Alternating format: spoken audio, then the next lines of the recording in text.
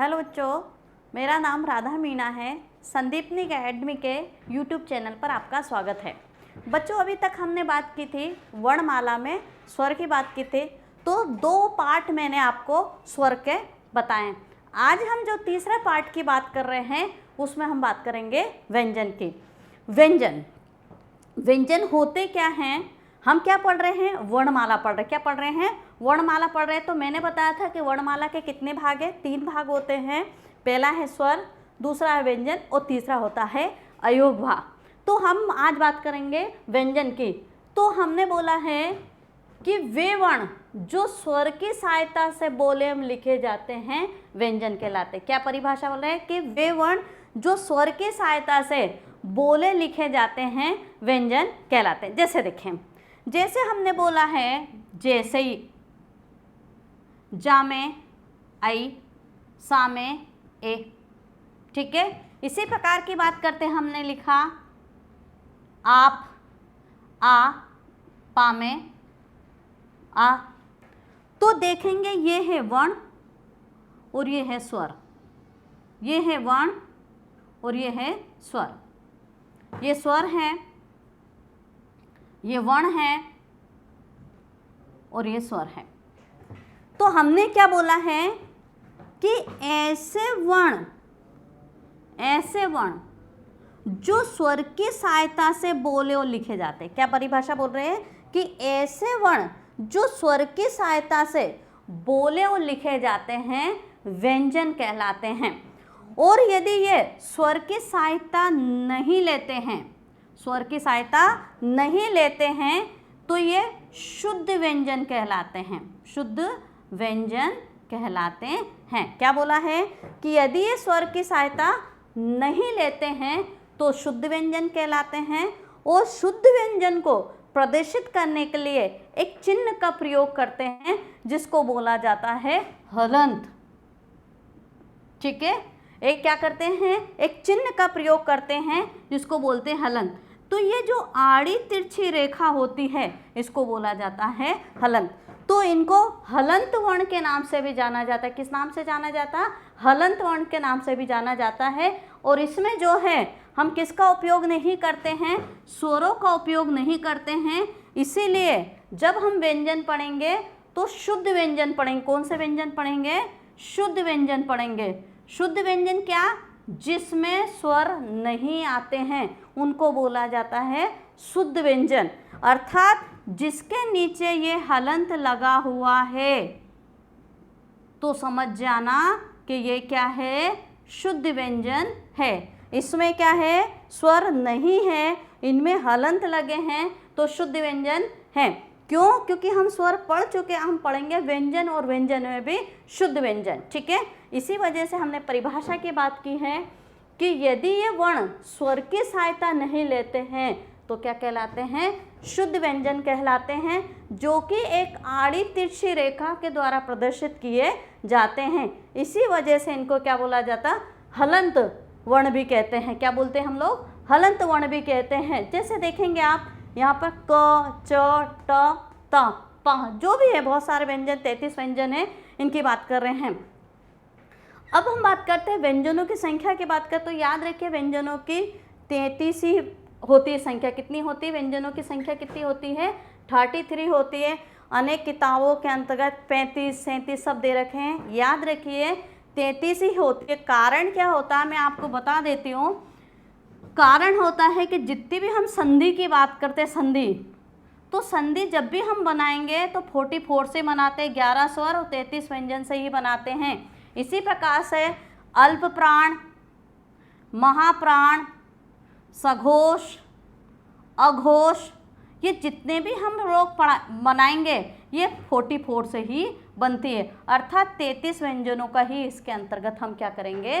प्रयोग करेंगे। ठीक है, याद रखिए 33 ही होती है, ना 35 होती है, ना 37 होती है। जब भी आपसे क्वेश्चन आता है कि व्यंजनों की संख्या बताइए तो कितनी होती है? 33 होती है। अब आगे बात करते हैं, हम इसके भेद या प्रकार की बात करते हैं। तो देखेंगे व्यंजन के भेद होते हैं 4। कितने होते हैं? व्यंजन के भेद कितने होते हैं? 4 होते हैं। जिसमें पहला हो जाएगा स्पर्श व्यंजन, दूसरा हो जाएगा अंतस्थ व्यंजन, तीसरा हो जाएगा ऊष्म व्यंजन या संयुक्त संघर्षी व्यंजन, ऊष्म या संघर्षी व्यंजन, और चौथा जो हो जाएगा वो हो जाएगा संयुक्त व्यंजन। व्यंजन की हम बात करते हैं, ठीक है। इसके पहले मैंने आपको पहले भी बताया था कि स्वर के भी 4 प्रकार थे, फिर हमने अन्य प्रकार में पढ़ा था मूल स्वर, आगा स्वर, जीभ की सक्रियता के आधार पर स्वर, ओष्ठाकृति के आधार पर, मुखाकृति के आधार पर स्वर, उसके अलावा जीभ की सक्रियता के आधार पर हमने बात की थी, या जाति के आधार पर बात की, नाक और मुंह के आधार पर भी हमने वायु के निकलने के आधार पर स्वर की बात की थी। इसी प्रकार से 4 प्रकार ये पढ़ेंगे। इसके अलावा भी हम पार्श्विक व्यंजन पढ़ेंगे, लुंठित व्यंजन पढ़ेंगे, सघोष, अघोष, जो है अल्प प्राण, महाप्राण व्यंजन के प्रकार पढ़ेंगे। लेकिन यदि आपसे प्रश्न पूछा जाता है कि जो है व्यंजन के कितने भेद होते हैं, तो व्यंजन के 4 ही भेद होते हैं। अब कौन कौन से होते हैं? स्पर्श व्यंजन, अंतस्थ व्यंजन, ऊष्म व्यंजन और संयुक्त व्यंजन। अब सबसे पहले हम बात करेंगे स्पर्श व्यंजन। स्पर्श व्यंजन, नाम से ही पता चल रहा है स्पर्श। स्पर्श का मतलब है छूना। बोलेंगे छुएंगे किसको? बोलेंगे छुएगी वायु। किसको छुएगी? वायु छुएगी। किसको छुएगी? बोले जीभ को। क्या बोला है? छुएगी कौन? वायु। किसको छुएगी? जीभ को। तो ऐसे वर्ण जिनका उच्चारण करते समय वायु जीभ को स्पर्श करती है और वर्ण का उच्चारण हो जाता है, उसको बोला जाता है स्पर्श व्यंजन। स्पर्श यानी छूना। कौन छू रही है? वायु छू रही है। किसको छू रही है? जीभ को छू रही है। तो ऐसे वर्ण जिनका उच्चारण करते समय वायु जीभ को स्पर्श करती है और वर्ण का उच्चारण हो जाता है, उसको बोला जाता है स्पर्श व्यंजन।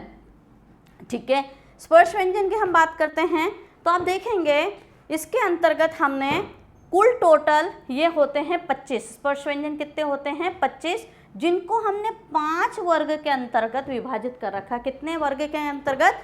5। 1, 2, 3, 4, 5, यानी क वर्ग, चा वर्ग, टा वर्ग, ता वर्ग और पा वर्ग। ठीक है, और इन प्रत्येक वर्ग के अंतर्गत कितने कितने वर्ण हैं? 5 वर्ण हैं। देख रहे हैं आप?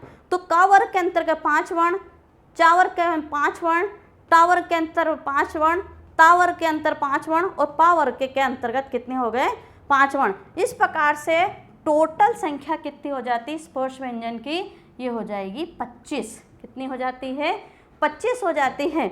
अब हम बात करेंगे कि ध्वनि का स्थान की बात करते हैं तो देखेंगे ये ध्वनि का स्थान क वर्ग को कंठ वर्ण के नाम से जाना जाता। अब याद रखिए, थोड़ा सा मैं आपको क्लियर कर देती हूँ कि जहाँ मैं वर्ण बोल रही हूँ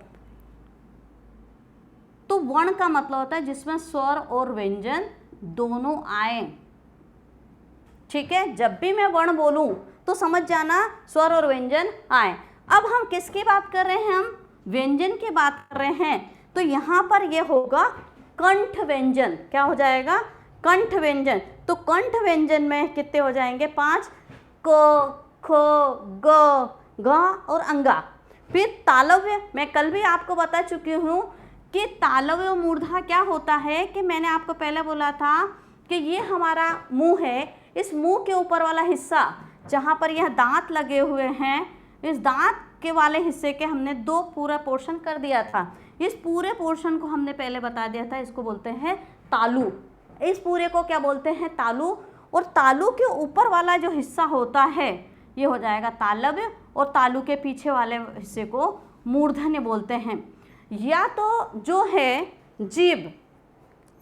जीभ या तो उस हिस्से को स्पर्श करेगी या फिर वायु वहाँ पर जाएगी। या तो जीभ स्पर्श करती है या वायु जाती है, उसकी अपन बात करते हैं। तो या तो वायु यहाँ जाएगी या जीभ को स्पर्श करेगी, या वायु यहाँ जाएगी या जीभ को स्पर्श करती है, इसकी अपन बात करते हैं। तो ये हो जाएगा कंठ व्यंजन हो जाएंगे। फिर देखें तालव्य, देखें च, छ, ज, झा और अंगा। यहाँ देखेंगे जीभ कहाँ स्पर्श कर रही है? तालुअल। च, छ, ज, झा और यहाँ। उसी प्रकार से देखें ट, तो देखें जीभ कहाँ गई? पीछे। ट, ठ, ड, ढा, णा। पीछे गई जीभ, देख रहे हैं आप जीभ कहाँ चली गई, पीछे, उसकी बात कर रहे हैं। उसी प्रकार से दंत की बात करते थे, ता, था, दा, धा, ना, तो देख रहे हैं जीभ कहाँ जा रही है, दांत के ऊपर जा रही है। उसी में एक होस्ट की बात है, पा, फा, बा, भा, मा। यहाँ पर आप देख रहे हैं तो ध्वनि का स्थान कहाँ, कंठ हो गया, तालु हो गया, मूर्धन्य हो गया, दांत हो गया और होंठ हो गए। इसके आधार पर हमने कितने प्रकार से वर्गीकृत करा, 5 वर्ग के अंतर्गत कितने वर्ण हैं, 25 वर्ण इसके अंतर्गत आ जाते।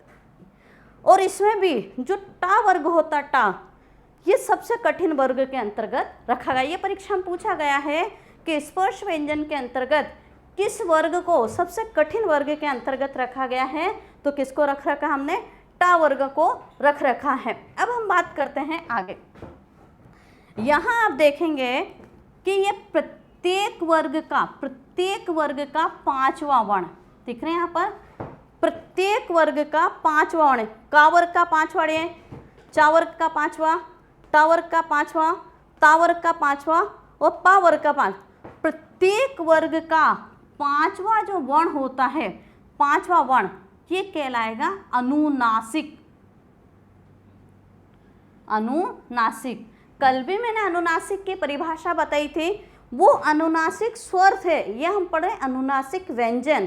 क्या पढ़ रहे हैं हम लोग, अनुनासिक व्यंजन।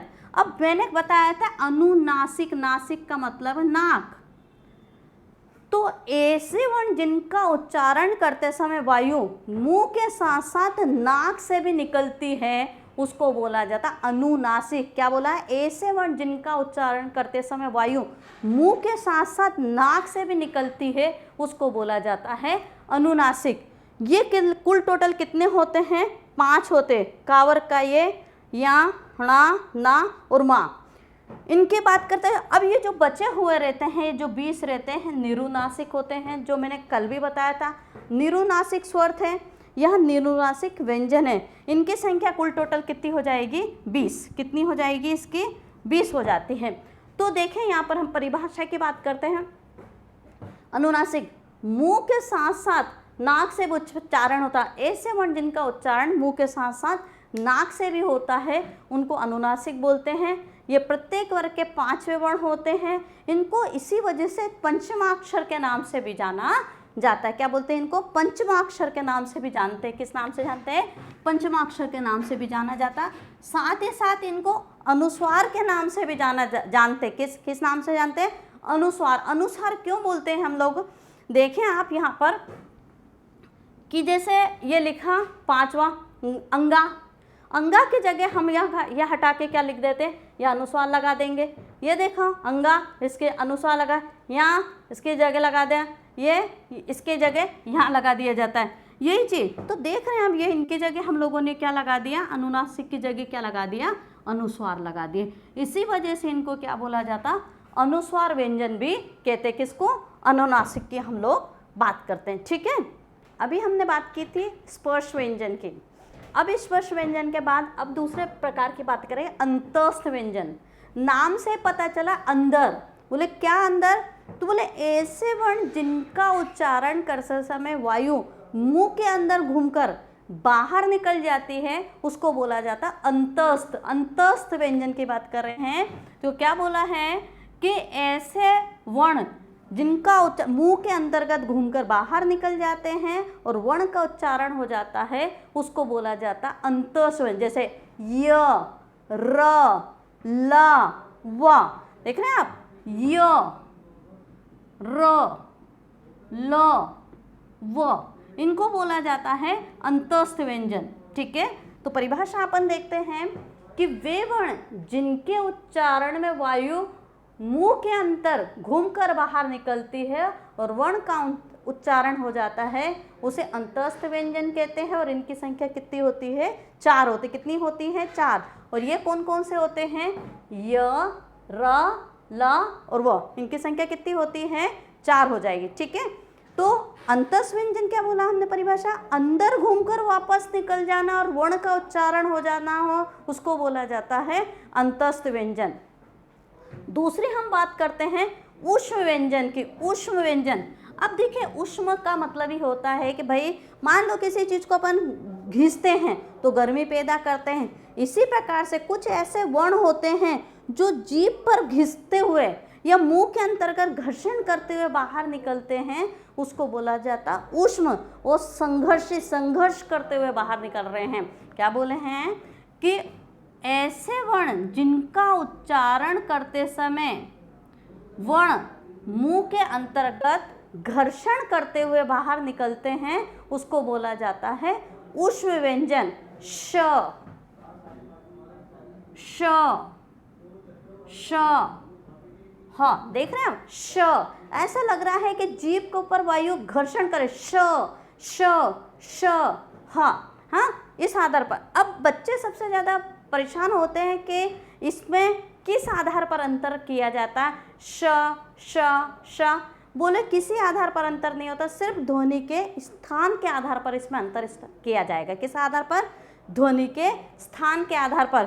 ध्वनि के स्थान की जब हम बात करते हैं तो देखें, ये जो श होता है, श, ये होता है तालु पर।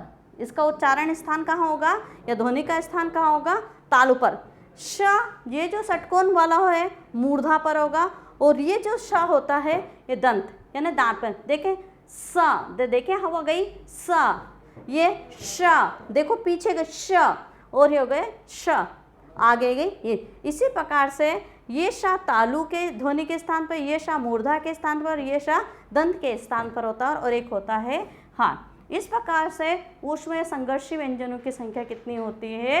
4 होती है। श, श, श और हा इसके अंतर्गत आ जाती है। ठीक है, तो ऊष्मा कैसे? गर्मी पैदा होना। किस आधार पर? भाई किसी चीज को रगड़ोगे तो यहाँ भी क्या हो रहा है? वायु मुख के अंतर्गत घर्षण करती हुई या संघर्ष करती हुई बाहर निकल रही है, और क्या हो रहा है? उच्चारण हो रहा है। किसका उच्चारण हो रहा है? वर्णों का। कौन से वर्ण? ये 4 वर्ण, अर्थात इन 4 व्यंजनों का उच्चारण होता है। इसको बोला जाता है ऊष्म या संघर्ष व्यंजन।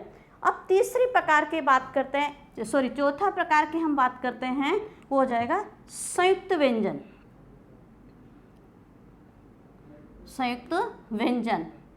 हमने कल बात की थी संयुक्त स्वर था, तो हम वहाँ क्या बात की थी? हमने संयुक्त स्वर की बात की थी। यहाँ हमने क्या बोला था कि जोड़ना होता है, लेकिन जोड़ना किसको बोला था? स्वर को जोड़ना था, लेकिन कैसे? असमान बोला था, कल हमने बात की। यही चीज़ अब हम बात कर लेते हैं यहाँ पर। यहाँ संयुक्त व्यंजन कर दो, यहाँ व्यंजन कर दो, तो फिर वही परिभाषा, 2 असमान स्वरों, असमान व्यंजन के मेल से जो मिलकर बनता है उसको बोला जाता है संयुक्त व्यंजन। नाम ही संयुक्त यानी जोड़ना, लेकिन कैसे? असमान व्यंजन। असमान व्यंजन के मेल से जो मिलकर बनता है उसको बोला जाता है संयुक्त व्यंजन। और संयुक्त व्यंजन की जो संख्या होती है वो कितनी हो जाएगी? 4। कितनी होती है? 4। छ, त्र, ज्ञा और श्री। देख रहे हैं आप ये। अब छ, तो याद रखिए, छ जो होता है का और शा के ये होता है, याद रखिए ये शुद्ध व्यंजन है और ये व्यंजन है। यहाँ पर छोटा जुड़ा हुआ है। इसी प्रकार की बात करते हैं ता और रा। देखें यार, ये शुद्ध व्यंजन है और ये व्यंजन है, इसके अंतर्गत आ जुड़ा हुआ है। इसी प्रकार से यहाँ बात करते हैं जा और या की बात करते हैं, और ये हो जाएगा शा और रा। देख रहे हैं आप यहाँ पर, तो ये का के साथ में शा, लेकिन इसमें क्या जुड़ा है? ये और ये होते हैं व्यंजन, और ये हो जाएंगे शुद्ध व्यंजन। शुद्ध व्यंजन। अब आप देखेंगे कि यहाँ पर जो है निर्माण का और शा से मिलकर बनता है, लेकिन उच्चारण होता है क और छ। जैसे हम बोलते कक्षा, कक्षा बोलते, कक्षा नहीं बोलते, कक्षा बोलते। छ का उच्चारण होता है, किसका उच्चारण होता है?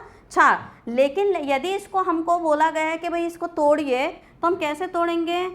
क, इसमें छोटा छा को कैसे तोड़ेंगे? छा, तो ये हो जाएगा क, शा, और ये हो जाएगा इसके अंतर्गत बड़ा। ठीक है, तो ये हो जाएगा छ। इस प्रकार से क्या बन जाएगा? कक्षा, कक्षा। ये क हो गया और ये हो जाएगा छ हो जाएगा, तो क्या बन जाएगी? कक्षा, उसी प्रकार की हम बात करते हैं। तो याद रखिए इसका जो निर्माण होता है का और ये शा, शुद्ध व्यंजन, ये शुद्ध व्यंजन, ये व्यंजन, ये शुद्ध व्यंजन, ये व्यंजन, ये शुद्ध व्यंजन, ये व्यंजन, और ये शुद्ध व्यंजन और ये व्यंजन, इसके अंतर्गत हमको क्या रहता है, इसके अंतर्गत आ रहता है। क्या रहेगा, आ रहेगा।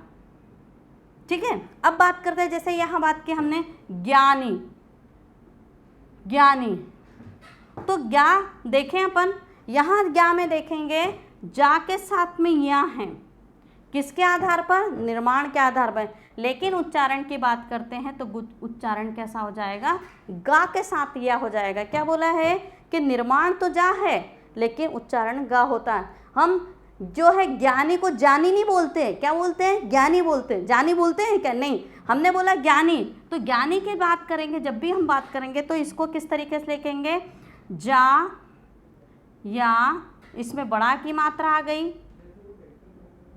ना, और इसमें बड़ी की मात्रा, देख रहे हैं, ये हो गया जा, ये तो ये हो गया ज्ञानी, ये हो गया ज्ञा, और ये हो जाएगा नी। ठीक है, इस प्रकार की बात करते हैं।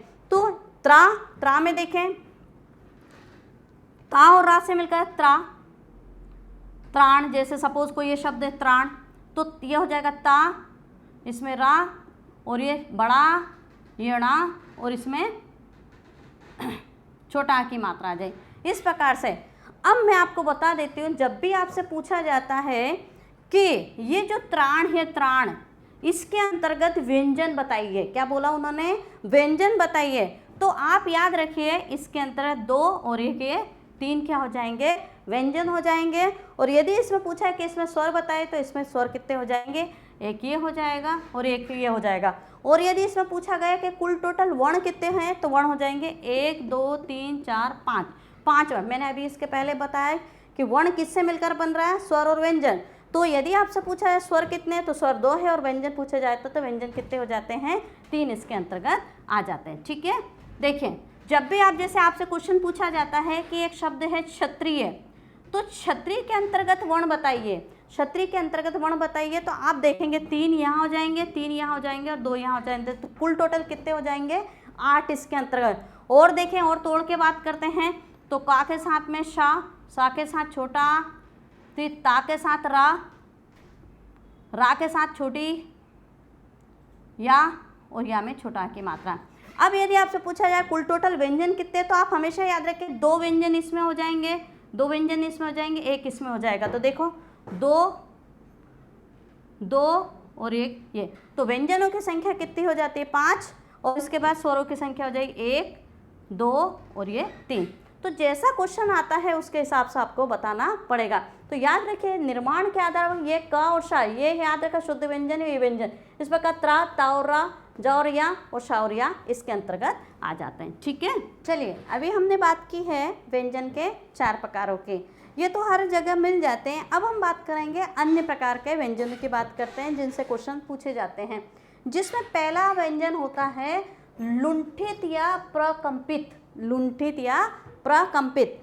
तो हम बात कर रहे हैं वर्णमाला में, तो वे वर्ण क्या करते हैं कि वायु, ऐसे वर्ण जिनका उच्चारण करते समय वायु जो है जीभ से टकराकर बाहर निकलती है या वायु जीभ से टकराकर रुड़कती हुई प्रतीत होती है, उसको बोला जाता है लुंठित या प्रकंपित। जैसे बोला रा, रा जैसे बोलते तो ऐसा लगता है कि जीभ पर जो है वायु रुड़कती हुई प्रतीत होती है और मुंह के अंतर्गत चली जाती है। तो ऐसे वर्ण जिनका उच्चारण करते समय वायु मुंह के अंतर्गत घूमती हुई रुड़कती हुई प्रतीत होती है और वर्ण का उच्चारण हो जाता है, उसको बोला जाता है लुंठित व्यंजन या प्रकंपित व्यंजन। इसी प्रकार से दूसरा प्रकार होता है पार्श्विक व्यंजन। क्या होता है पार्श्विक व्यंजन? ये जो पार्श्विक व्यंजन होता है ये हमारी होती है जीभ। क्या होती है? जीभ। अब जीभ के ये जो दोनों किनारे होते हैं इनको बोला जाता है पार्श्व। क्या बोलते हैं? पार्श्व। क्या बोलते हैं? पार्श्व बोलते हैं। तो जैसे बोला ला, ला जैसे बोलते हैं तो आप देखते हैं जीभ कहाँ टकरा रही? दांत से, या ला। और ला बोलते समय देखो जीभ के दोनों किनारों से हवा बाहर निकल जाती है और वर्ण का उच्चारण होता है। तो ऐसे वर्ण जिनका उच्चारण करते समय जीभ दांत को स्पर्श करती है और जीभ के दोनों किनारों से हवा बाहर निकल जाती है, उसको बोला जाता है पार्श्विक व्यंजन। और इसकी संख्या कितनी होती है? एक होती है, वो होती है ला। ला जैसे बोलते हैं। तो परिभाषा भी अपन ये बोलेंगे कि जीभ का अग्रभाग मसूड़ों से छूता है और वायु जीभ के दोनों किनारों के या पार्श्वों से निकल जाती है, उसको क्या बोला जाता है? पार्श्विक व्यंजन बोलते हैं। अगला प्रकार होता है द्विगुण व्यंजन। द्विगुण, ये है द्विगुण, नाम से पता चलता है दो गुण। पहला गुण क्या होगा कि पहला ये है कि देवनागरी लिपि में तो उपयोग आते हैं। क्या बोला है? पहला गुण क्या है कि देवनागरी लिपि में तो उपयोग आते हैं लेकिन व्यंजन में नहीं गिने जाते हैं। क्या बोला है? लेकिन व्यंजन में नहीं गिने जाते हैं। इनको बोला जाता है द्विगुण व्यंजन, इनको उच्छिप्त व्यंजन, इनको विकसित व्यंजन के नाम से जाना जाता है। एक अकेला नहीं बोलते द्विगुण व्यंजन, उच्छिप्त व्यंजन और विकसित व्यंजन के नाम से जाना जाता है। तो क्या परिभाषा है कि ऐसे वर्ण जो देवनागरी लिपि में तो उपयोग आते हैं लेकिन व्यंजन में नहीं गिने जाते हैं, उनको क्या बोला जाता है? द्विगुण व्यंजन बोलते हैं। और इनकी संख्या हो जाएगी 2। याद रखिए, ये डा डमरू के नीचे ये डॉट और ढा ढक्कन के नीचे ये डॉट। मैंने आपको बताया था कि अनुनासिक में का वर्ग का अंतिम वर्ण में है, यहाँ पर डॉट है।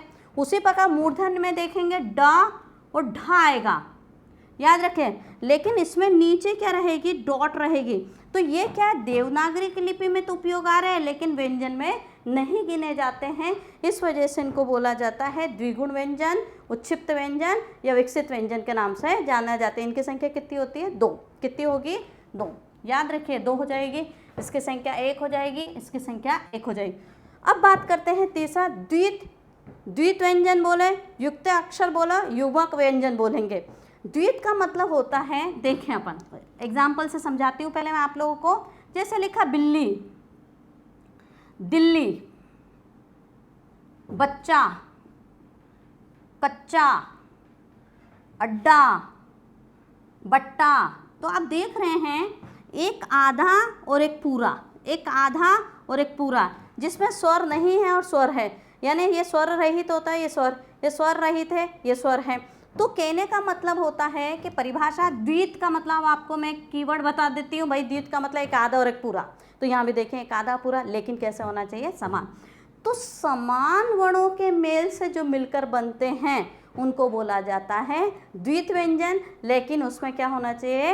एक आधा और एक पूरा। यानी परिभाषा की बात करते हैं जिसमें एक स्वर रहित हो और जिसमें एक स्वर हो, इस प्रकार की बातें करते हैं अपन बात कर रहे हैं।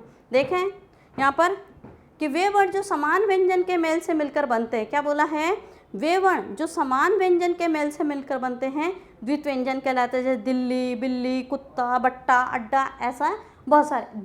द्वित समान होना चाहिए लेकिन इस एक में आधा और एक में पूरा हो जाएगा। अगला प्रकार की हम बात करते हैं संघर्षहीन व्यंजन। क्या बात करेंगे? संघर्षहीन व्यंजन। तो मैंने अभी आपको बताया था अंतस व्यंजन कितने होते हैं? अंतस व्यंजन हो जाएंगे 4, या, रा, ला और वा। अभी देखिए रा तो हमने बोल दिया था लुंठित व्यंजन हो गया, ला जो हो गया पार्श्विक व्यंजन हो गया। अब बचे कौन से? या और वा।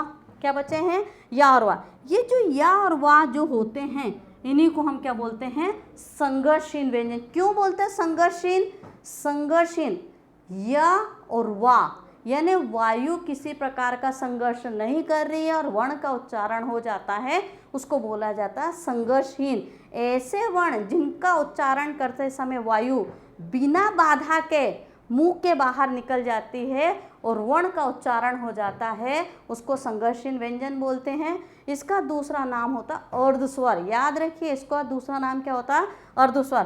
तो ये जो होता है अर्धस्वर या संघर्षहीन व्यंजन, इनकी संख्या कितनी हो जाएगी?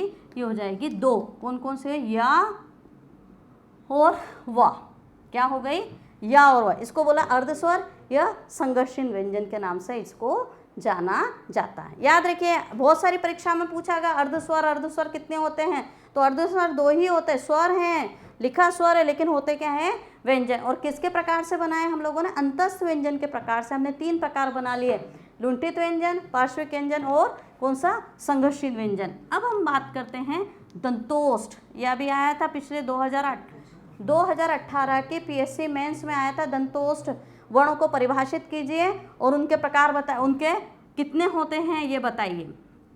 दंतोष्ठ नाम से पता है, देखो दांत के साथ होंठ है ना, ओष्ठ की बात करेंगे, ठीक है, दांत के साथ होंठ की बात करते हैं। तो देखेंगे हमने बोला, देखो वा, अभी हमने वा बोला था तो किसमें, संघर्षित व्यंजन में, और फा बोला तो होष्ठ व्यंजन में आते। लेकिन इनके नीचे यदि हम नुक्ता लगा देंगे तो देखें वा वा फा, तो देख रहे हैं नीचे का होंठ ऊपर के दांत में स्पर्श हुआ, क्या बोला, दंत के साथ होंठ। तो ऐसे वर्ण जिनका उच्चारण करते समय नीचे का होंठ ऊपर के दांतों को स्पर्श करता है उसको बोला जाता है दंतोष्ठ। वा नहीं बोलेंगे, फा नहीं बोलेंगे, वा बोलेंगे तो आप अंतस में आ जाएगा या अर्धस्वर में, और फा बोलेंगे तो होष्ठ में आ। लेकिन ये वा फा नुक्ता जैसे ही लगता है तो नुक्ता लगने के कारण यह हो जाएगा, इसके क्या हो जाएगा, ये इसमें नुक्ता लगेगा इसमें, ठीक है। इसके आधार पर ये क्या हो जाए, दंतोष्ठ। दांत के साथ नीचे का होंठ ऊपर के दांतों को स्पर्श करता है उसको बोला जाता है दंतोष्ठ। तो ये अभी हमने आज जो है कहाँ तक पढ़ लिया है। इसके आगे हम बात करेंगे आपका महाप्राण, अल्पप्राण और भी अन्य प्रकार के व्यंजन हैं, उसके अलावा अयोगवाह है। बेटा यदि मेरा वीडियो आपको अच्छा लगता है तो उसको लाइक करें, सब्सक्राइब करें और शेयर करें, ठीक है। Thank you.